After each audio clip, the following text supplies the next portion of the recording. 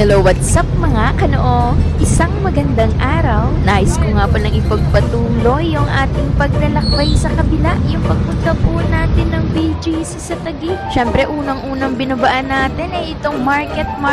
Grabe, ang laki na ng pinagbago niya. Nung nagtatrabaho pa kasi ako dati sa Makati, Makati Social Yarn, ay dito kami lagi gumagala ng aking mga kaibigan. Shoutout kay na Jenna at Rox dyan. At dahil nakikita ko nga sa reels itong churros, grabe, parang nagkikrave ako dito. Siyempre, nung nadaanan nga natin ay hindi na ako nagdalawang isip na tikman. Sa pagkakatanda ko kasi isang beses pa lang ako nakatikim nito nung meron pang luto yung mga estudyante sa school na binibenta nila. At kakaiba nga yung churros dito kasi napakalaki. Tapos sobrang daming flavors na mapagpipilian, pero ang gusto ko lang talaga dito yung original, yung may cinnamon at asukal, tapos malutong sa labas, napakalambot sa loob. Nang dumaan nga tayo dito ay napataon pa na sila ay nakapromo. Merong isang piraso na sa halagang 99 pesos ay meron ng kasamang iced tea, at ang ating inavail ay yung 2 piraso na meron pang free ice cream vanilla. Hindi ko akalain na ganito pala siya talaga kalaki, kaya tara, tikman na natin. O diba, napansin ko yung napakaganda ng kanilang kutsara, at yung pagka-ice cream nila ay talagang solid yung pagka-vanilla.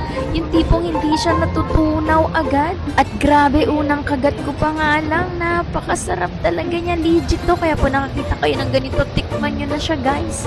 Talagang kayo ay masasatisfy at mabubusog.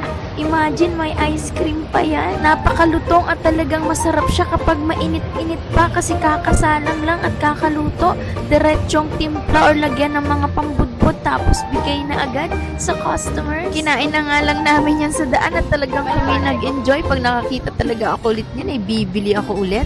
Nag-i-explore pa nga tayo dito kung ano ba yung mga bago nila. Kaya tara kaibigan, samahan nyo kami. Ito nga pala yung lugar na malapit sa McKinley Hill, yung may Grand Canal Mall.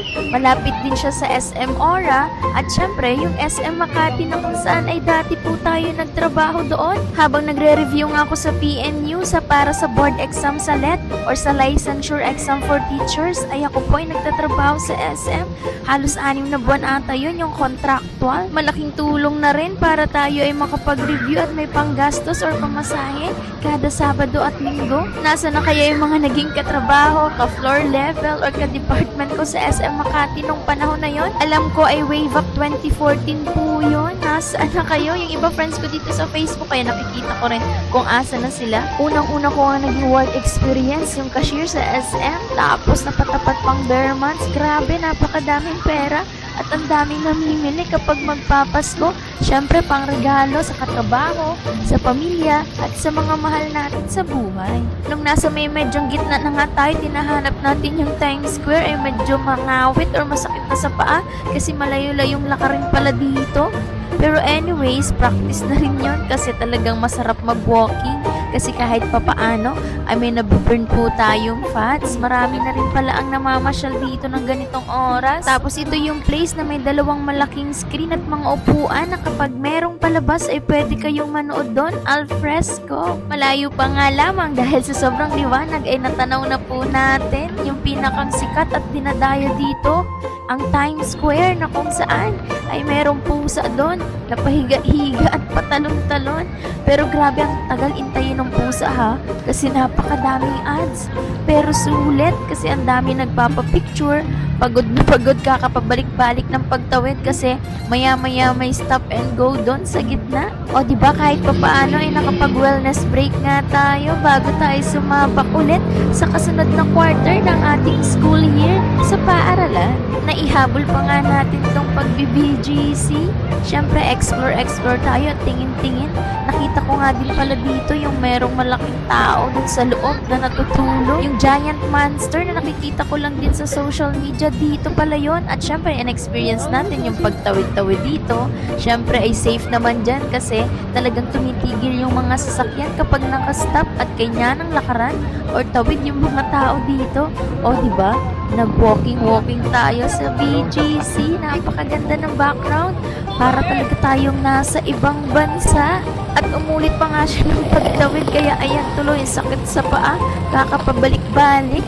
Nagagawa pa nga nung iba dito mag-skateboard at may mga bata na nagre-rent dun sa kanilang electric scooter. Advisable naman din kasi talaga yon kasi mangalay maglakad. Grabe yung ilaw dito, ang liwanag, ang lakas makaputi.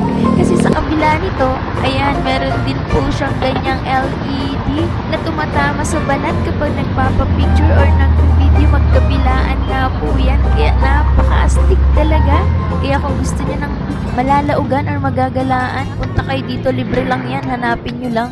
At sana ay masipag kayo maglakad. Tapos kung magmemeryenda kayo o kakain ay doon na sa market kasi mura na, masarap pa. Wala kasing masyadong kainan dito. Ang mga binibenta yung para mga branded na shoes, bag, damit at kung ano-ano pa. Sobrang sulit talaga ng vlog na to. Hanggang sa muli, maraming salamat sa panonood.